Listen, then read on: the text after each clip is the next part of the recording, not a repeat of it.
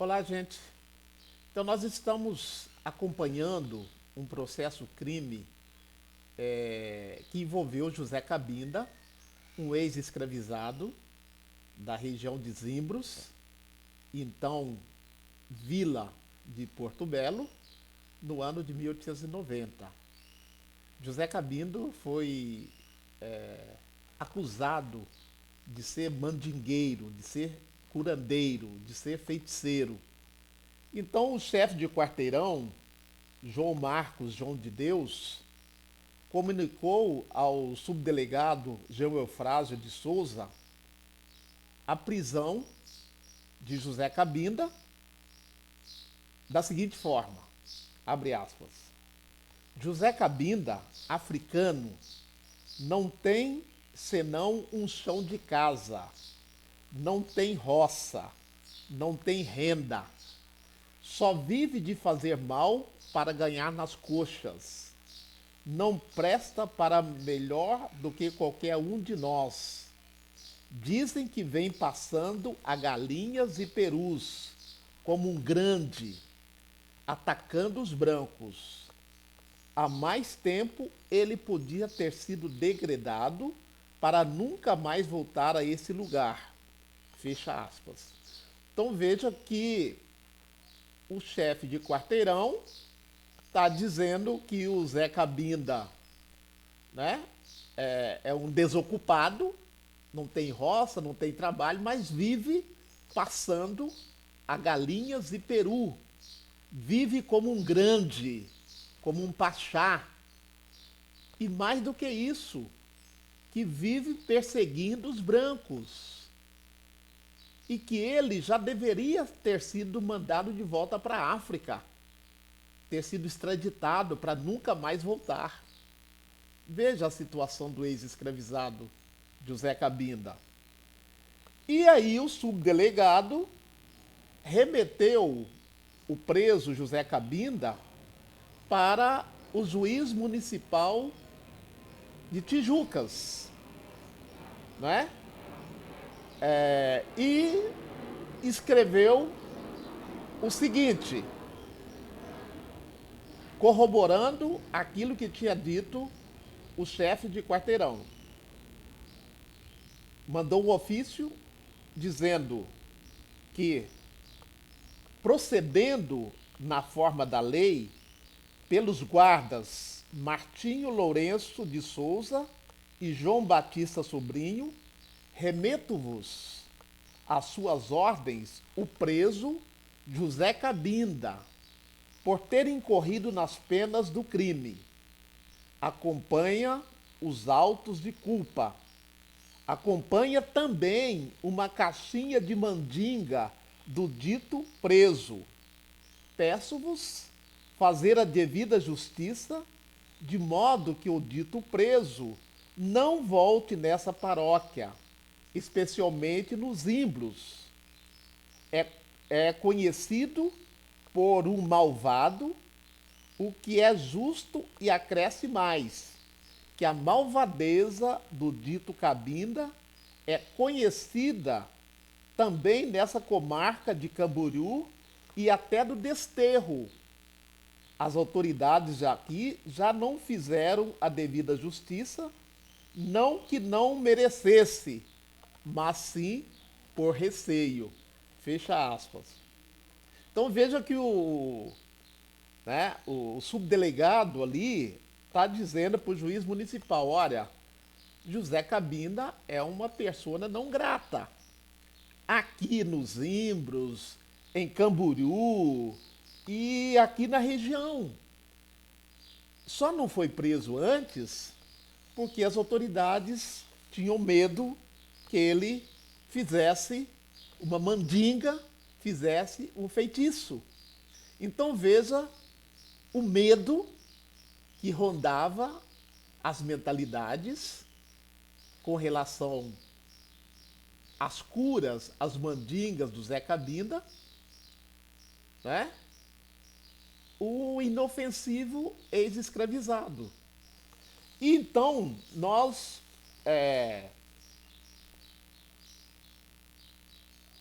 identificamos que mandou-se fazer um exame de corpo de delito na caixinha de mandingas. E aí os peritos, né?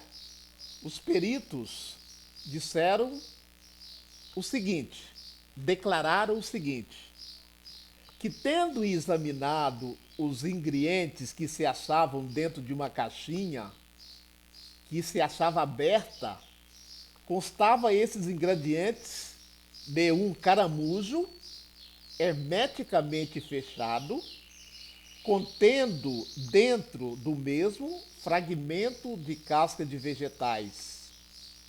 Encontraram mais um pedaço de lixa de cação, um brevê cozido e que continha fragmentos de casca de pau para tudo. Um pedaço de vela de sebo. Encontraram mais um cálice quebrado e grande quantidade de raízes de vegetais que eles, peritos, desconhecem a ação. Fecha aspas. Então veja ali que, abre aspas, do arsenal de feitiçaria do Zé Cabinda, havia inclusive objetos do culto católico, como o cálice quebrado, a vela. Né? Então nós podemos dizer que essa prática do Zé Cabinda era uma religiosidade híbrida. Elementos da cristandade, do catolicismo, como o cálice, como a vela, e elementos da natureza, como o caramujo, como as ervas, que os peritos não sabiam para que serviam, mas que tinham medo, né, da sua ação.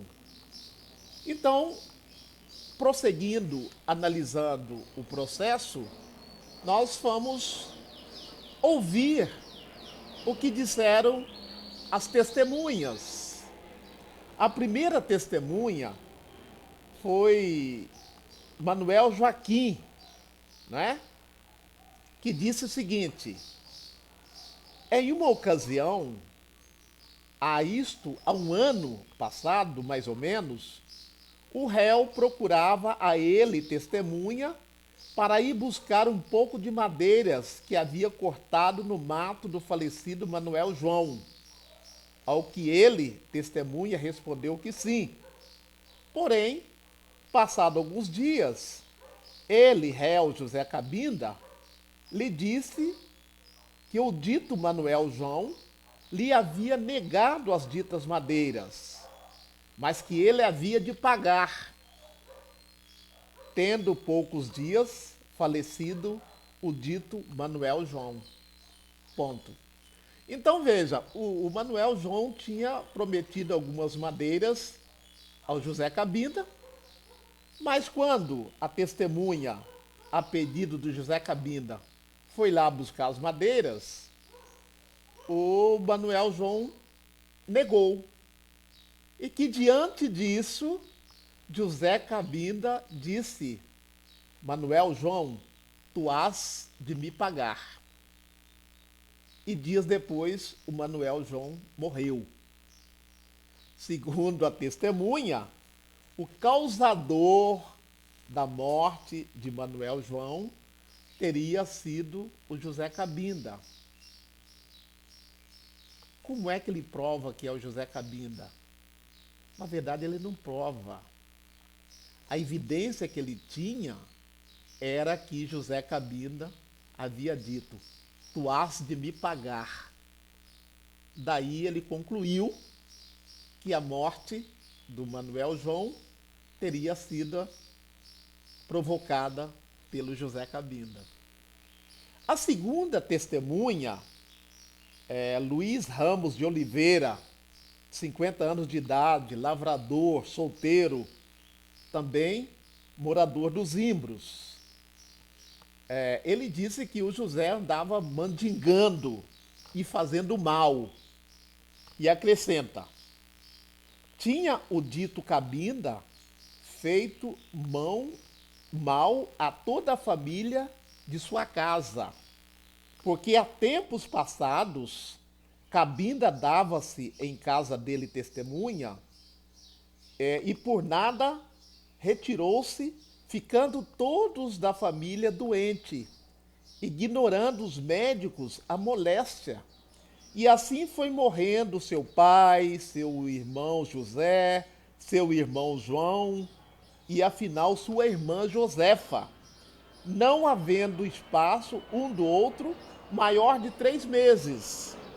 E afinal, um outro curador deu remédio aos restos da família. Todos melhoraram. E disse o curador de que quem fez o mal foi José Cabinda.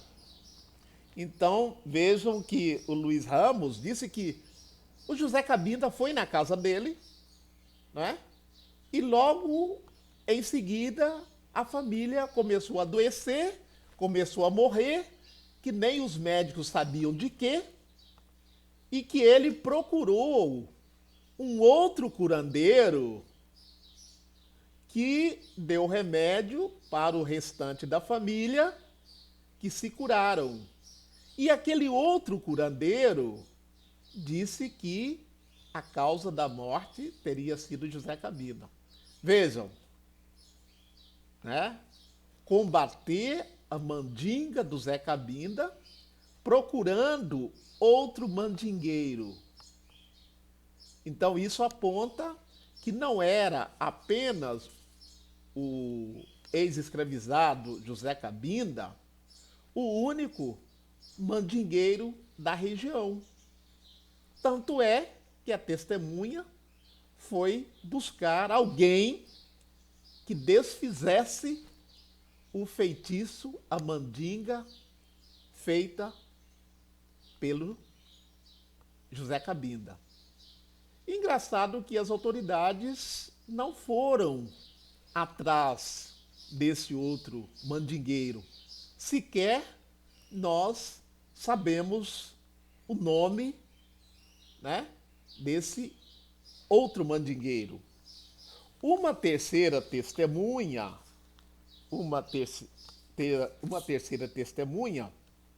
Francisco José dos Santos, né, disse que o José Cabinda tinha maus procedimentos, né? E ele sabia disso porque ouvia dizer todos os dias que o tal Cabinda vivia fazendo mandingagem, iludindo o povo ignorante, de forma que parte do povo daquele arraial vive amedrontados do dito Cabinda. Ele testemunha, sabe de certeza, que uma filha solteira de José Martins, tendo ficado grávida de João Quintino dos Santos, este falou com o dito Cabinda a fim de matar a dita Branca. E consta que o dito Cabinda fez a dita garrafada, porém parece a ele testemunha que a moça não chegou a tomar por medo. E julga-se que não tomou porque a moça deu à luz a dita criança branca. Então, a gente sabe que uma das formas abortivas de filhos indesejáveis era ervas.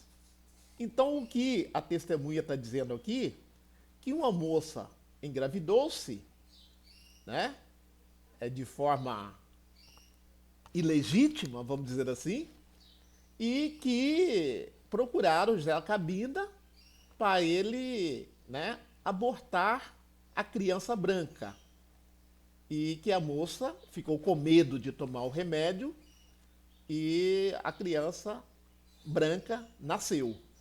Então, o que nós estamos vendo aqui, o que eles atribuem como feitiçaria, muitas vezes era conhecimento que esses ex-escravizados tinham com relação às plantas medicinais, inclusive as plantas abortivas.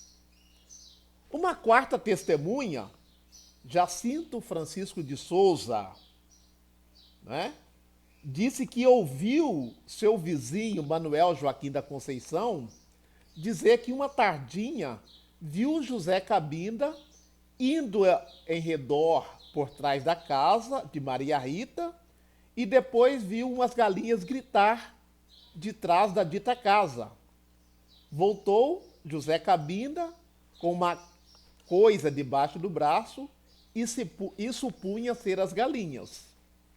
Então essa testemunha aqui já está acusando José Cabinda não de ser mandingueiro, ou além de ser mandingueiro, ser também um ladrão de galinhas. Vejam que o processo ele traz uma série de elementos que evidenciam que José Cabinda era visto de uma forma muito preconceituosa pelos seus vizinhos lá no Zimbro, no ano de 1890. Zé Cabinda foi preso, ficou 3 meses na cadeia, depois foi inocentado por falta de provas concretas. Mas ele experimentou os rigores, o preconceito, a marginalização da república nascente, aquela que deveria tratar a todos como cidadãos perante da lei. Nós sabemos que essas perseguições contra a população afrodescendente, contra os pobres, contra os mestiços, contra as mulheres, contra os indígenas, continua até os dias atuais. Às vezes de forma velada, às vezes de formas explícitas. Por isso, a necessidade de políticas afirmativas para que essa população não continue sendo vítima desse racismo institucional. Grande abraço, continue conosco, acompanhando as africanidades marginalizadas, as africanidades conectadas, as africanidades resistentes e resilientes. Afro abraços.